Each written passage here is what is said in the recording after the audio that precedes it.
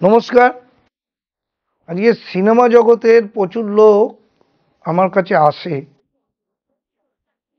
যারা সিনেমা করতে করতে তাদের আর সিনেমায় চান্স পাচ্ছে না, বা অনেক লোক ক্রিয়েটিভ লাইনে আছে, ক্যামেরা বা নাচ গান বা অনেকে আঁকা, খেলোয়াড়, এই ক্রিয়েটিভ লাইনের লোকেরা। আবার কি, আমি ড্রয়িংটা দেখেছি অনেকে দারুণ আঁকে, এটাও ক্রিয়েটিভ লাইন। এই ক্রিয়েটিভ লাইনের জায়গা কিন্তু দুটো ভাবে বিভক্ত, ভালো করে বুঝবেন। এক হচ্ছে আমরা ইঞ্জিনিয়ার লাইনটা, এমবিএ লাইনটাকেও যেমন ধরি, আবার নাচ গানা আঁকা, তারপরে হচ্ছে সিনেমা জগৎ, এডিটিং, চ্যানেলে কাজ যারা করে তাদেরও। সব দিক দিয়ে দেখতে গেলে ক্রিয়েটিভ লাইনে তিনটে চারটে জায়গা আমাদের দেখতে হবে ইঞ্জিনিয়ার হতে গেলে। সেই নিয়ে আলোচনা আমি পরে করব একদিন।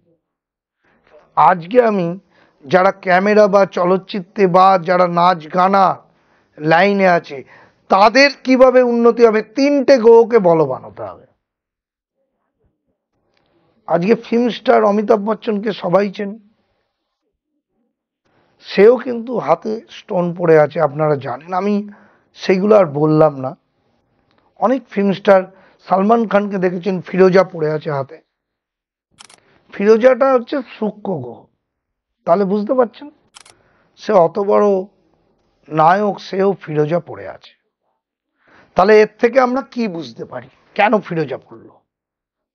সিনেমা জগৎ বা ক্যামেরার জগৎ বা এডিটিং এর জগৎ বা ডিরেকশন বা সেলিব্রিটি হওয়ার সিনেমা জগতে, নাচের দিকে গানের দিকে প্রথম হচ্ছে ভেনাসকে ভালো হতে হবে, শুক্র গ্রহটাকে।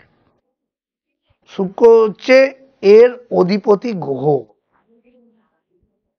যদি শুক্র ভালো না থাকে তাহলে তার জীবনে কোনোদিন এই লাইনে উন্নতি হবে না। আর যোগাযোগ কে দেবে? আমি সিনেমা করছি, সিনেমায় তো চান্স পেতে হবে, লোকও আসতে হবে, সিনেমাটা দেখবে, তবে তো সিনেমাটা জনপ্রিয়তা হবে। বা আমি নাচছি, গান গাইছি, কেউ নেই, তাহলে তো জনপ্রিয় হবে না। আমার দর্শক দরকার, সেইটা দেবে বুধ এবং শনি গ্রহ। যার বুধ এবং শনি সবচেয়ে বেশি পাওয়ারফুল আছে, তার দর্শক তত বেশি তার আকর্ষণে তাকে টিভিতে দেখবে বা অনুষ্ঠান দেখবে। তাহলে তিনটে গ্রহকে, চলচ্চিত্র, গান বাজনা, আঁকা এবং সিনেমা জগৎ, ডিরেকশন, সবেতে লাগবে। সেটা হচ্ছে ভেনাস, স্যাটার্ন এবং বুধ গ্রহকে। তিনটে গ্রহ যার বলবান থাকবে সে কিন্তু বড় মানুষ হতে পারবে এই লাইনে। একাধিক উদাহরণ আছে, আমরা অ্যানালাইসিস করেছি এবং এই নিয়ে পড়াশোনা করেছি। যেই তিনটে গ্রহ ভালো আছে সে দেখা যাবে 30 বছরেও অন্য চাকরি করত। একটা বাইরের কোনো চাকরি করতো, উত্তম কুমারই ছিল আমাদের বিশাল বড় ফিল্ম স্টার, বাইরে চাকরি করতেন, তারপরে দেখা গেল তিনি সিনেমা করতে করতে নায়ক হয়ে গেলেন। তার ছকে শুক্র গ্রহ, শনি গ্রহ এবং বুধ চরম পাওয়ারফুল। তাহলে আপনারা যারা নাচ গান আঁকা বা সিনেমা জগতের সাথে যুক্ত, আপনারা সাকসেস পাবেন তো? সেইটা দেখতে গেলে কিন্তু আপনাকে শুক্র শনি, ভেনাস শনি এবং বুধ ভালো আছে কিনা দেখতে হবে, তবে আপনারা এই লাইনে গিয়ে বিশাল বড় একটা জনপ্রিয় মানুষ হতে পারবেন। না হলে এই লাইনে অনেক মেয়েরা, অনেক ছেলেরা যুক্ত আছে, তারা কিছুই জীবনে করতে পারছে না। আবার অনেকে রাতারাতি বিশাল নাম করে যাচ্ছে।